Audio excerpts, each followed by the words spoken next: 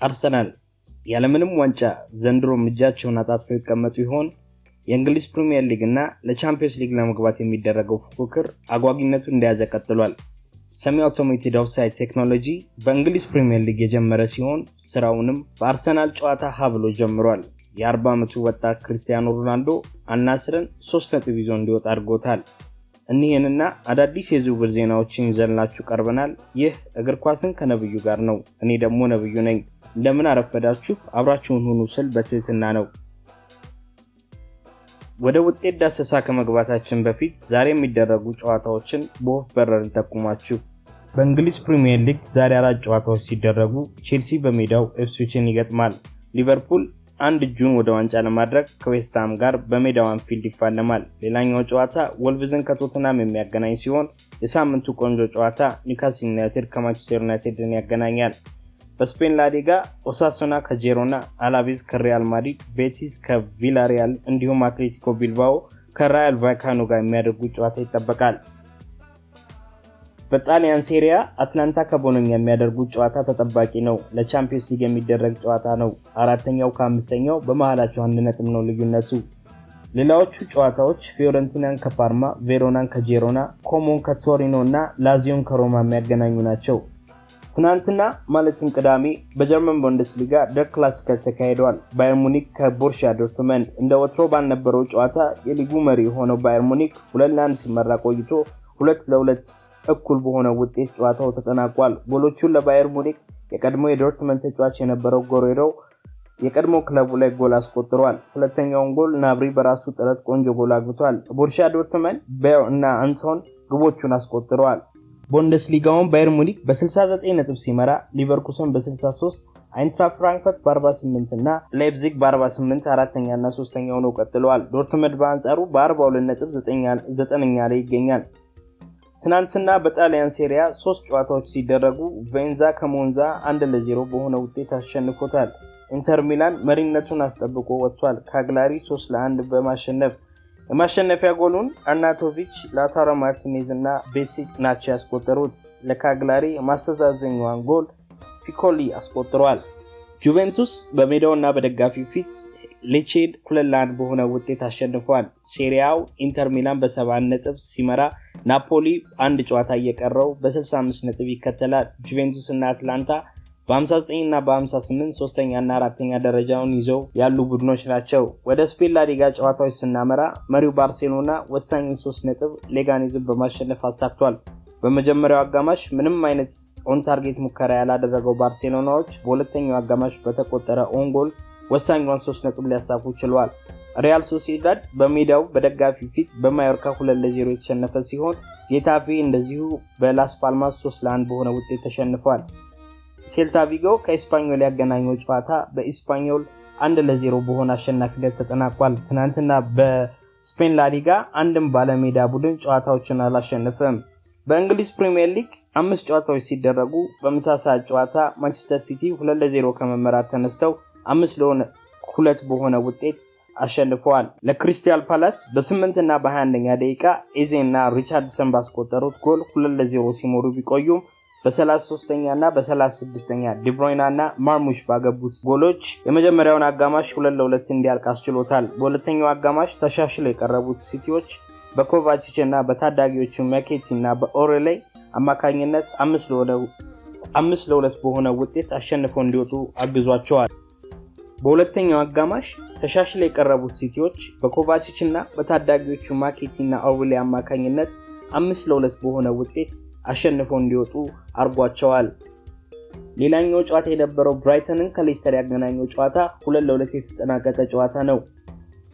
ኖቲንጋም ፎረስቶች ራሳቸውን ትልቅ አጣብቂኝ ውስጥ ከተዋል። ለቻምፒየንስ ሊግ በሚደረገው ፉክክር ውስጥ በኤቨርተን 1-0 በሆነ ሽንፈት ደርሶባቸዋል። በዶክሬ በ94ኛ ደቂቃ ጎል አማካኝነት የተሸነፉት ፎረስቶች እዛው 57 ነጥብ ላይ እንዲቀመጡ አርጓቸዋል።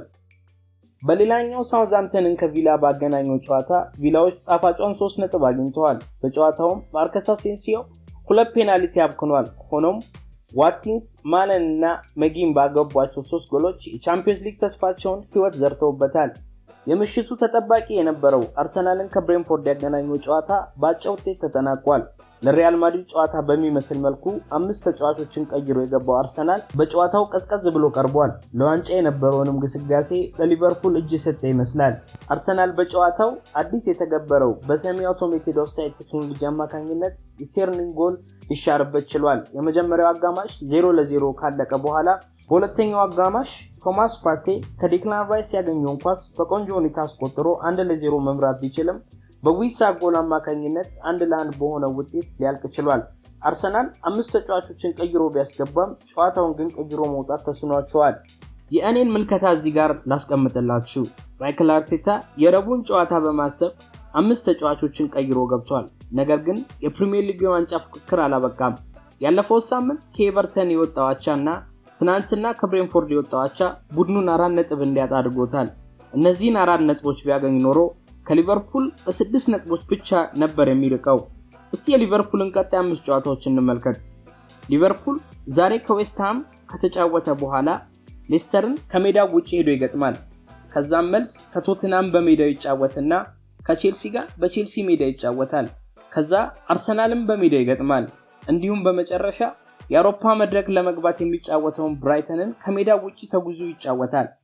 ስለዚህ ሊቨርፑል በአንጻሩ ከባባድ ጨዋታዎች ከፊቱ ይጠብቁታል። እኔ በበኩሌ ማይክል አርቴታ ለምን እንደዚህ አይነት ውሳኔዎችን ሊወስን እንደቻለ ሊገባኝ አልቻለም። እንደ አርሰናል ያለ ትልቅ ቡድን ለምንድነው ለሁለት ዋንጫ መጫወት የማይችለው? እስቲ ቢሆን ብለን እናስብ። ሳንቲያጎ በርናቦ ላይ ሄዶ አርሰናል 3-0 በሆነ ውጤት ተሸነፈ። ወደ ጭማሪ ደቂቃ አምርተውም በፔናልቲ አርሰናል ወደቀ። በሳምንት ውስጥ ከምንም ዋንጫ ሳይሆን ቀረ ማለት አይደለም። ለእኔ 6 ዓመት ለሞላው አሰልጣኝ አሁንም ከስህተቶቹ የማይማር አሰልጣኝ ብየዋለሁ። ወደ ሳምንቱ ዜናዎች ስንገባላችሁ ዴቪድ ዲያ ለፊዮረንቲና ጋር ለተጨማሪ 1 ዓመት የሚያቆየውን ኮንትራት ተፈራርሟል። ቨርጂል ቫን ዳይክ ለተጨማሪ 2 ዓመት ከሊቨርፑል ጋር ያለውን ኮንትራት አድሷል። የማንቸስተር ሲቲው በረኛ ኤደርሰን በፕሪሚየር ሊጉ ትናንትና 7ኛ አሲስቱን ማድረግ ችሏል። በፕሪሚየር ሊጉ ታሪክ የሱን ያህል አሲስት ያደረገ በረኛ የለም። ኬቨን ዲብሮይና አሁንም በትልቁ መጫወት እንደሚችል ተናግሯል። እናም በነፃ ለየትኛውም ክለብ እንደሚፈርም አሳውቋል። ማይክል አርቴታ ስለ ቶማስ ፓርቴ ሲጠይቅ የሆነ ነገር ስለተሰማው ሪስክ ላለመውሰድ ቀይሮ እንዳስወጣው ተናግሯል። የጉዳቱንም መጠን ሲጠየቅ ከዶክተሮቹ ጋር አላወራሁም ሲል መልሷል። ማንቸስተር ዩናይትድ ሊቨርፑልን በመቅደም የሊዮኑን አጥቂ አማካኝ ራያን ቸርኪን በ20 ሚሊዮን ፓውንድ ለማስፈረም እንደሚፈልጉ ሚረር ዘግቧል። ቼልሲ የአካዳሚ ልጃቸው የነበረው ማግዬን በገንዘብም ይሁን በተጫዋች ጭማሪ ወደ ስታንፎርድ ብሪጅ መመለስ ይፈልጋሉ። ሊቨርፑልና ኒውካስል የልጁ ፈላጊዎች ናቸው። አርሰናል የባየርን ሙኒኩን ኪንግስሊ ኮልማንን ሊያስፈርሙት ይችላሉ። እንደ ስካይ ጀርመኒ ዘገባ ከሆነ ኮልማን የመጫወት ጊዜ በማጣቱ ለባየርን የበላይ ኃላፊዎች የልቀቁኝ ጥያቄ አቅርበዋል። የሳውዲ ክለቦችም ፈላጊዎቹ ናቸው። ኤሲ ሚላን የዋከርን የውሰት ውል ወደ ቋሚ ቀየሩትም አልቀየሩትም ማንቸስተር ሲቲዎች የጁቬንቱስን ፉልባክ አንድሬ ካምቢያሶን የማስፈረም ፍላጎት አላቸው። ኖቲንጋም ፎረስቶች ሞርጋን ጊብስ ዋይትን በዚህ ክረምት እሱም ብሎ ለሚመጣ 100 ሚሊዮን ፓውንድ እንደሚፈልጉ አሳውቀዋል። ማድሪድ ትሬንት አሌክሳንደር አርኖልድን፣ የቦርንማውዝን ተከላካይ ዲን ሆጅሰንን እና የሪያል ሶሲዳዱን ማርቲን ዙቢሜንዲን ማስፈረም እንደሚፈልጉ ተዘግቧል። እና ይህን ቪዲዮ ከወደዱት ላይክ ያድርጉ። ለተጨማሪ የእግር ኳስ ይዘቶች ለማግኘት የደወል ምልክቷን መጫንና ሰብስክራይብ ማድረግ አይርሱ።